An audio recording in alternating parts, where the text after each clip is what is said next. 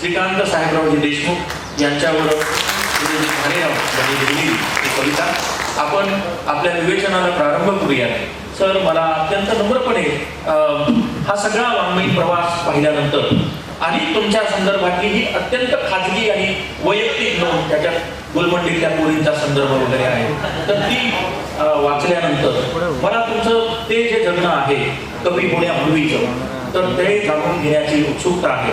तुम्ही कुठल्याशा विदर्भातल्या खेड्यातून नंतरच्या काळात मराठवाड्यात आला आणि नंतर मराठवाड्याचे झाला, तर तुमची ही जी सगळी जडणघडण आहे त्या पुढच्या प्रवासाबद्दल, म्हणजे कवी होण्याच्या अगोदरचा जो प्रवास आहे त्याबद्दल थोडंसं मला आणि या सभागृहाला जाणून घ्यायला आवडेल. म्हणजे कवीने आपलं चरित्र सांगू नये या मताचा मी आहे, परंतु कवितेबरोबरच कवीच्या चरित्राचा शोध घेण्याची उत्सुकता ही आपल्या सगळ्यांना असते. म्हणजे आज मला नीट बोलता येऊ नये याची खबरदारी घेण्यासाठी मंगेश काळे इथे बसलेला आहे. मी त्याला म्हटलं होतं थांबू नकोस इथे. आणि दुसरी गोष्ट म्हणजे माझे दोन कवी मित्र की ज्यांची स्वतःची अतिशय प्रगल्भ आणि गंभीर प्रकृतीचे कवी आणि लेखक म्हणून एक प्रतिमा आहे आणि आपण सर्वजण. पृथ्वीराजने जो प्रश्न विचारला, गंमत अशी आहे की मी विदर्भाचा आहे हे विदर्भातल्या लोकांना माहिती नाही आणि मी विदर्भाचा आहे हे मराठवाड्यातल्या लोकांना सुद्धा माहिती नाही. मी मराठवाड्यातला आहे असा अनेकांचा समज आहे आणि तो समज मला नेहमीच बळ देत आलेला आहे. गंमत अशी की बुलढाणा जिल्ह्यामध्ये सिंदखेड राजा तालुका जो आहे, जिजामातांचं माहेर, तिथे राहिरी नावाचं एक छोटंसं गाव आहे पूर्णा नदीच्या काठावरती. तिथे माझा जन्म झालेला. घरी एक 400 एकर जमीन कोरडवाहू आणि मला नेहमी सांगायला माझ्या बापाबद्दल खूप आनंद असा वाटतो की माझा बाप हा सत्यशोधकी चळवळीमध्ये वाढलेला. म्हणजे त्या काळामध्ये क्रांतिसिंह नाना पाटील हे माझ्या घरी आले आणि हा मुलगा तुम्ही आम्हाला द्या असं माझ्या आजोबाला क्रांतिसिंह नाना पाटील म्हणाले होते. पण वडील एकटेच होते, त्यामुळं वडील जाऊ शकले नाही. परंतु नंतर बुलढाणा जिल्ह्यामध्ये जी सत्यशोधक चळवळ सुरू झाली त्या चळवळीमध्ये माझ्या वडिलांनी काम करायला सुरुवात केली. त्याच्यामध्ये मी तुम्हाला काल संदर्भ दिला आनंद स्वामींचा.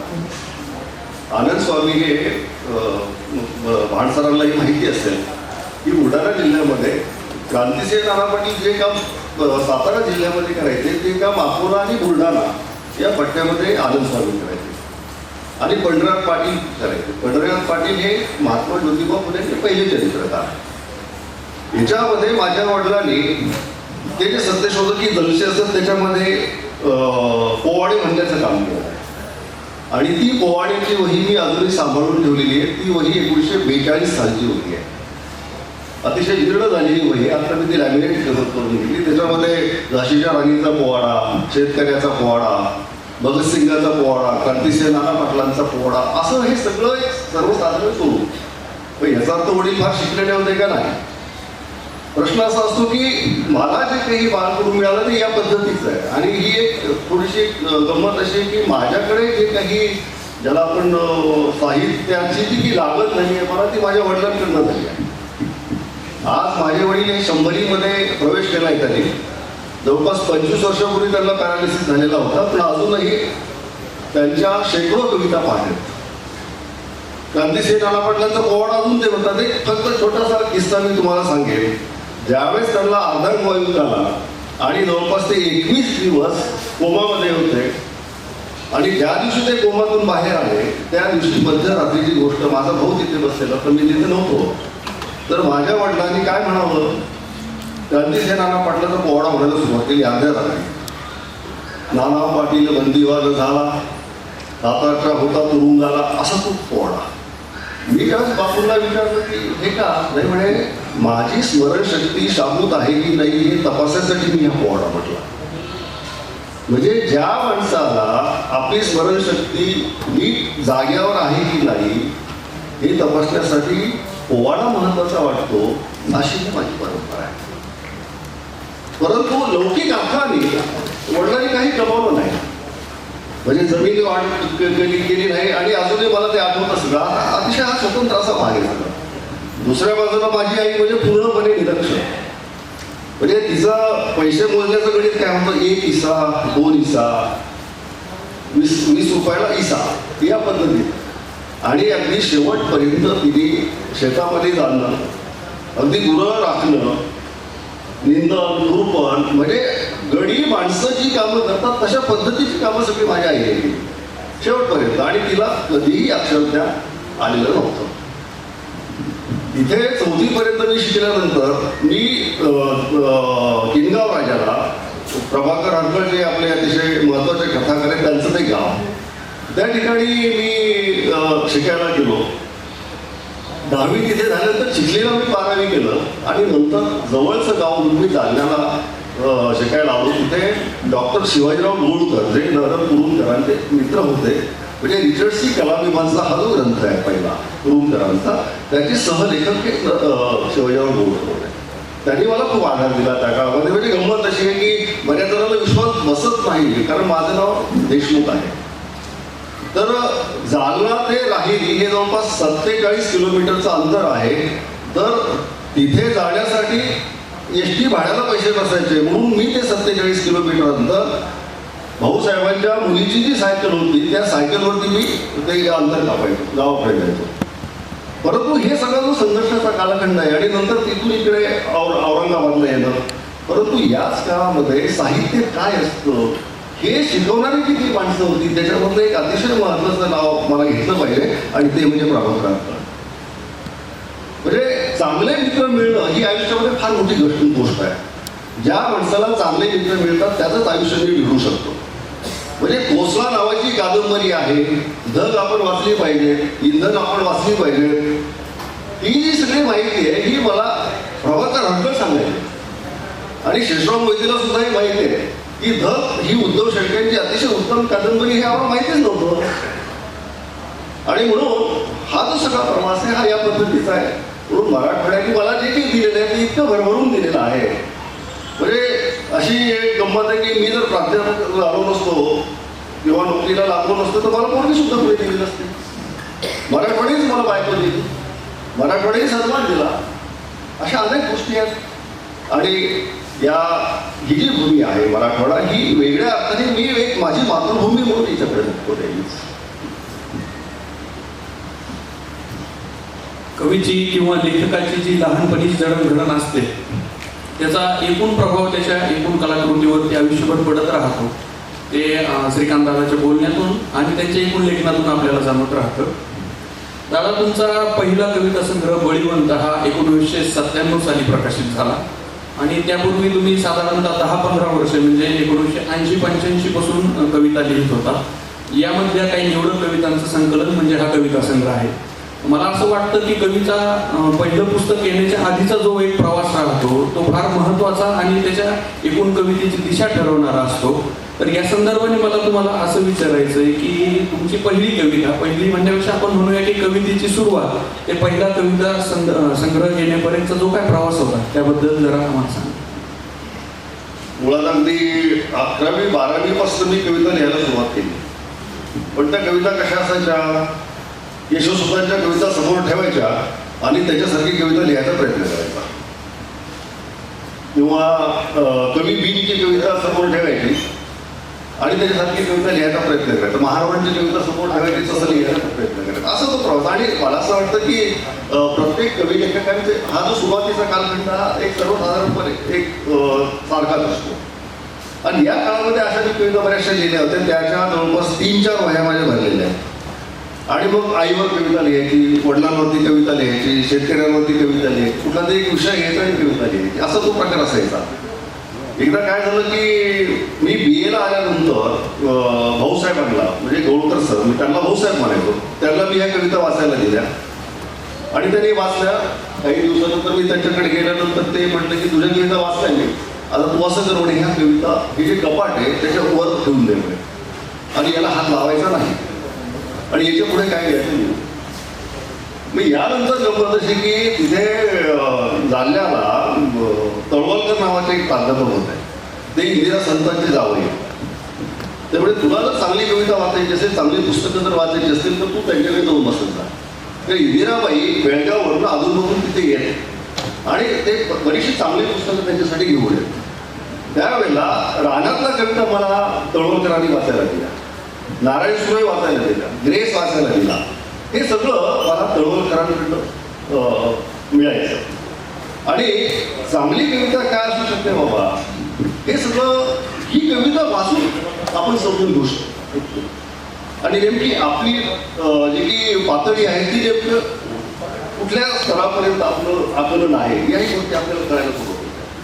म्हणजे मराठी साहित्य हा माझा विषय BA पर्यंतच होता, परंतु ही जी कविता आहे ही कविता त्या काळामध्ये अतिशय वेगळ्या प्रभावातून आणि अनुकरणात आलेली कविता आहे. त्यातली मला वाटतं एखाद दुसरी कविता फक्त बळीवंतमध्ये आहे, परंतु नंतरच्या सगळ्या ज्या कविता आहेत त्या शेवटच्या 4-5 वर्षामधल्या आहेत. एक प्रश्न काल बाबू बिरादार सरांचं भाषण ऐकल्यानंतर माझ्या मनात पडला.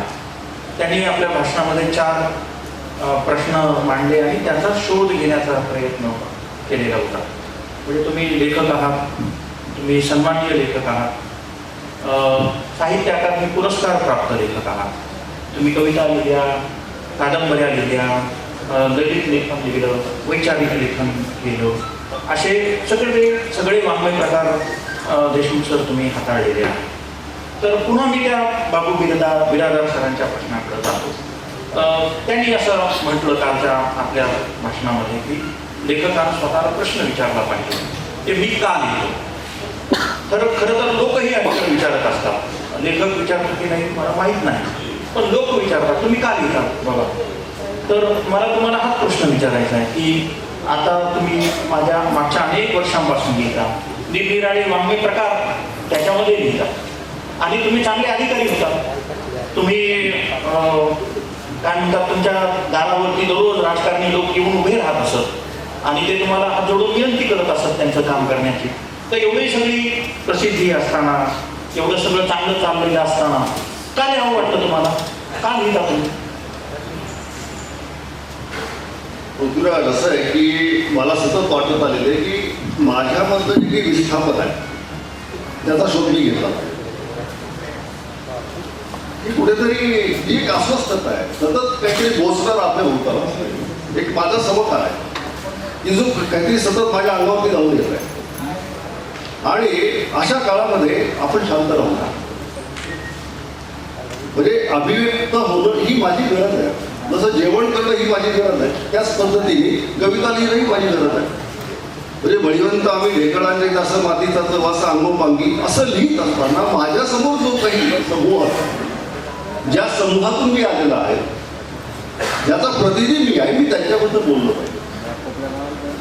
मी बोलायचं कुणाबद्दल आणि कशाबद्दल बोलायचं हे मी ठरवत नाही, तर माझा जो भोवताल आहे तो ठरवत असतो. आणि हा जो काही वर्तमान आहे त्या वर्तमानाचं बोट सोडून कधीही आपल्याला चांगलं साहित्य लिहिता येत नाही, माझी ही आधीपासूनची धारणा आहे. पण तुम्ही जे बोलात की वेगवेगळे वाङ्मय प्रकार, तर ती एक वेगळ्या अर्थाने माझी गरज आहे की मला जे कवितेबद्दल मांडता येत नाही किंवा अपुरी वाटते कविता, त्या ठिकाणी मी कुठेतरी ललित गद्याचा आधार घेतो, कथेचा आधार घेतो, कादंबरीचा आधार घेतो. परंतु हे लक्षात घेतलं पाहिजे की चांगल्या कवीचं कुठलंही लेखन ही शेवटी एक कविताच असते. म्हणजे त्या कादंबरीमध्ये सुद्धा तीच कविता येते आणि वैचारिक लेखनामध्ये सुद्धा तोच भाग येतो. आणि माझा एक स्वतःचा एक समज असा आहे की लेखकाचं समाजशास्त्र हे पक्क असलं पाहिजे. जोपर्यंत तुम्हाला तुमची वैचारिक परंपरा जर माहिती नाहीये तर तुम्ही काय लिहिणार आहात. आपल्याकडल्या कवींची शोकांतिका अशी आहे की आपले कवी हे स्वतःच्या कवितांशिवाय दुसरं काही वाचतच नाहीये. माझ्या भोवतालचे लिहिणारे चांगले कोण आहेत, माझ्या आधीचे लिहिणारे चांगले कोण आहेत आणि यांचं साहित्य वाचणं हे माझे कर्तव्य आहे. नैतिकदृष्ट्या सुद्धा ते आवश्यक आहे. महात्मा ज्योतिराव फुले समजून घेणं, लोकहितवादी समजून घेणं, सयाजीराव समजून घेणं, शाहू समजून घेणं, विठ्ठलरामजी शिंदे समजून घेणं हे माझं नैतिक कर्तव्य आहे असं बहुतेकांना वाटत नाही. आणि ज्या कलावंताला विचारधारा नसते, ज्या कलावंतापाशी कमिटमेंट नसतो, तो कलावंत हा अत्यंत तकलादू असतो असं माझं अत्यंत प्रामाणिक. तुम्ही आता एक विधान केलं की कलावंत कवी हा वर्तमानाचं बोट धरूनच लिहित असतो. तर या संदर्भाने मला एक महत्त्वाची गोष्ट अशी वाटते की वर्तमानाच्या संदर्भात तुम्हाला जे काही प्रश्न पडतात किंवा तुम्ही स्थितीची जी काय मांडामांड करता, तर ह्या सगळ्या गोष्टींची हा जो ताण तयार होतो, या ताणाची उकल करत असताना तुम्ही आपल्या भक्ती परंपरेकडे जाता. खास करून म्हणजे मला आठवतं की तुमच्या पहिल्या कविता संग्रहाच्या सुरुवातीलाच तुम्ही लीळा चरित्रातल्या ओळी लिहिल्या आहेत. नंतर एकूणच वारकरी संप्रदाय असो किंवा नंतर आपले खास करून जी आधुनिक काळामधली भारतीय प्रबोधनाची परंपरा आहे, या प्रबोधनाच्या परंपरेकडे जाता. एकूणच काय की तुम्ही देशविद्रोहाचा पुनर्शोध घेता आजच्या काळाची उकल करण्याच्या संदर्भात. तर ह्या देशविद्रोहाचा पुनर्शोध, या देशी परंपरांचा शोध तुम्हाला का घ्यावासा वाटतो? एके कोटीचे बैल भांडे ती झुजे ती तरी कुसास कुस लावली पैसे ती, हे लिहिलेलं आहे. आणि गंमत ही आहे की मला असं स्वतःला असं वाटतं की मराठी भाषा इतकी समृद्ध आहे की त्या भाषेतला पहिला गद्य ग्रंथ अगदी हिमालयासारखा असावा. एक अतिशय समृद्ध ग्रंथ. त्याच्यामध्ये काय नाही, त्याच्यामध्ये समाजशास्त्र आहे, त्याच्यामध्ये शेतकरी आहे, त्याच्यामध्ये इथलं झाडी मंडळ आहे, त्याच्यामध्ये अख्खा महाराष्ट्र आहे. आणि ही जी परंपरा आहे ती माझी परंपरा आहे, आपली परंपरा आहे, आपली सर्वांची परंपरा आहे. महाराष्ट्राच्या या परंपरेचं एक सगळ्यात महत्त्वाचं एक स्वरूप असं आहे की ती एका समूहाची परंपरा आहे, ती अशी एकेरी नाही आहे. आणि त्याला जोडून असणारी जी काही भक्ती परंपरा आहे ती भक्ती परंपरा म्हणजे मला असं वाटतं, सतत वाटत राहते की हा विठोबा माझा आहे, हा ज्ञानोबा माझा आहे, हा तुकोबा माझा आहे. म्हणजे मला हे सतत वाटत राहतं की माझा विठ्ठल हा माझा अभंग आहे आणि माझी रुक्मिणी ही माझी ओवी आहे. आणि हे जे काही माझं संचित आहे, हे संचित ज्या वेळेला मी याच्याकडे बघतो डोळे उघडून, म्हणजे हरिभजन आगील काळ घालवू नको रे असं सांगणारा जो कोणी सोयरोबा असेल, किंवा कांदा मुळा भाजी अवघी मिठाई माझी असं सांगणारा सावतामाई असेल, किंवा हे जे काही सगळं आहे, एका विजय केला नसं मग भोगीने कधीच असं एक आभाळ व्यापी तत्वज्ञान सांगणारा तुकोबा असेल. आपल्या मुळांचा शोध घेणं हे प्रत्येक चांगल्या कलावंताचं काम असतं. आता मुळांचा शोध घेणं म्हणजे काय, त्याच्याबद्दल अनेकांचे गैरसमज वेगळ्या पद्धतीने होतात. मुळांचा शोध म्हणजे केवळ ज्या चुकीच्या परंपरा आहेत त्यांना कवटाळून बसणं असा त्याचा अर्थ नाही. माझं सत्व कशामध्ये आहे, आणि लक्षात घे की मुळं जी काही असतात तर त्या मुळाची जर माती झटकली तर मुळांना बळ मिळत नाही. माझ्या मुळाला असलेली माती कायम त्या मुळाला चिकटून राहिली पाहिजे, ही माझी स्वतःची धारणा आहे. आणि माझ्या लेखनातून मी ते टिकवण्याचा प्रयत्न करतो की माझ्या मुळाची माती झडू नये. आणि दुसरी गोष्ट की एखाद्या लिहिणाऱ्याच्या मागे त्याचा वाचक खरंच भूमिकेच्या दृष्टीने उभा राहत असतो का, की फक्त वाचक म्हणून तो वाचतो आणि बाजूला होतो? हा खरं म्हणजे अतिशय गंभीर स्वरूपाचा प्रश्न आहे. म्हणजे आपण प्लेटो, अरिस्टॉटल यांची आदर्श राज्याची संकल्पना बघत असतो. एक फिलॉसॉफर किंग ही जी कन्सेप्ट आहे, ही जी संकल्पना आहे, ही संकल्पना त्याच्यासाठीच होती. आणि ग्रीक नगर राज्यामध्ये कवीला हद्दपार केलं पाहिजे हे सुद्धा मांडलेलं होतं. कारण कवी हे रोमॅन्टिक असतात आणि पण त्याच वेळेला कवीला हद्दपार करणं आणि किंग फिलॉसॉफर किंग या दोनही बाबी परस्पर विरोधी जरी वाटत असल्या तरी त्या परस्पर पूरक अशा स्वरूपाच्या आहेत. मुद्दा असा आहे की आपल्याकडे कला, समाज आणि राज्यकर्ते यांचं जे नातं आहे, हे नातं स्वातंत्र्यपूर्व काळामध्ये जेवढं उत्तम अशा स्वरूपाचं होतं तेवढं नंतरच्या काळात राहिलेलं नाही. म्हणजे आजही मी जेव्हा गांधीजींचे सगळे खंड बघतो, ज्यावेळेस पंडित नेहरूंचं मी साहित्य वाचत असतो, राम मनोहर लोहिया मी वाचत असतो, JPच्या बद्दल मी काही वाचत असतो, विनोबा वाचत असतो, ही सगळी माणसं सत्यातली माणसं होती. आणि विचार करणं नावाची एक गोष्ट आहे ना, तर ती ही करत होती सगळी माणसं. नंतरचा जो काही कालखंड आहे हा झपाट्याने झालेला आपल्या अधमपतनाचा कालखंड आहे.